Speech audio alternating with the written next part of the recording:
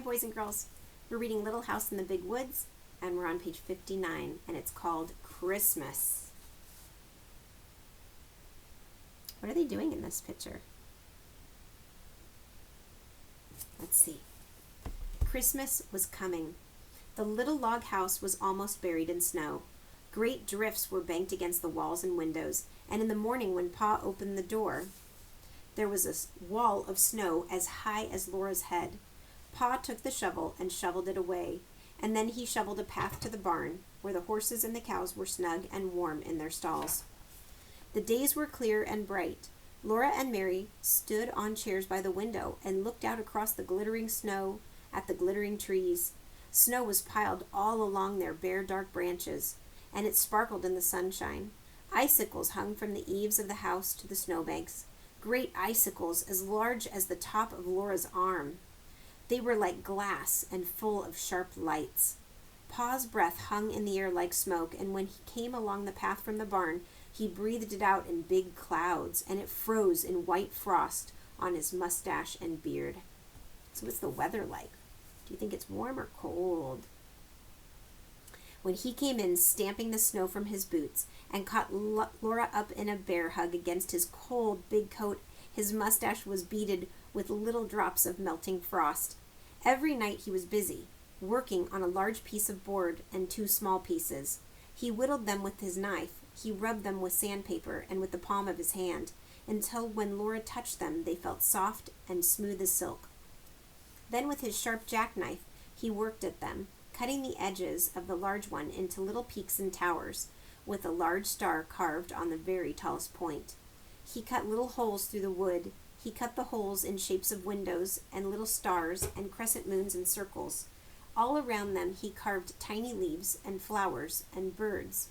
So he's using his jackknife to carve wood, and he's making all kinds of designs in this wood. We're going to read to find out what he's making. One of the little boards he shaped into a lovely curve, and around its edges he carved leaves and flowers and stars, and through it he cut out crescent moons and curlicues.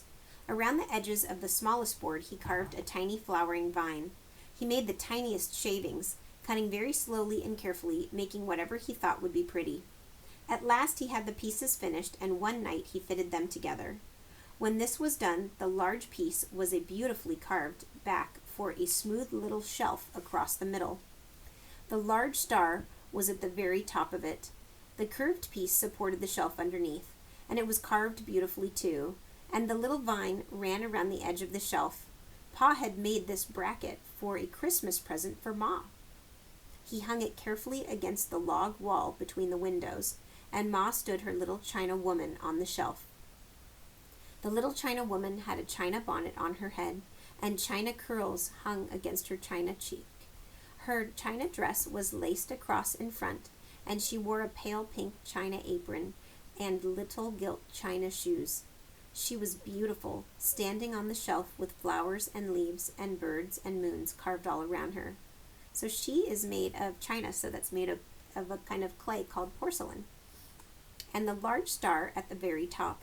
Ma was busy all day cooking good things for Christmas.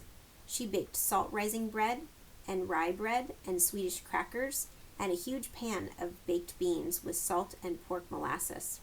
She baked vinegar pies and dried apple pies and filled a big jar with cookies, and she let Laura and Mary lick the cake spoon.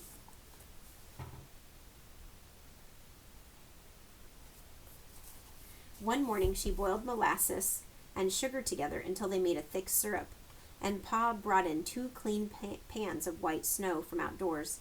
Laura and Mary each had a pan, and Pa and Ma showed them how to pour the dark syrup into little streams onto the snow. They made circles and curlicues and squiggly things, and these hardened. So they're taking their molasses and sugar and melting it and then pouring it on the snow.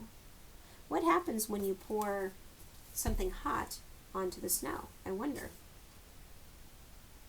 It hardened at once and became candy.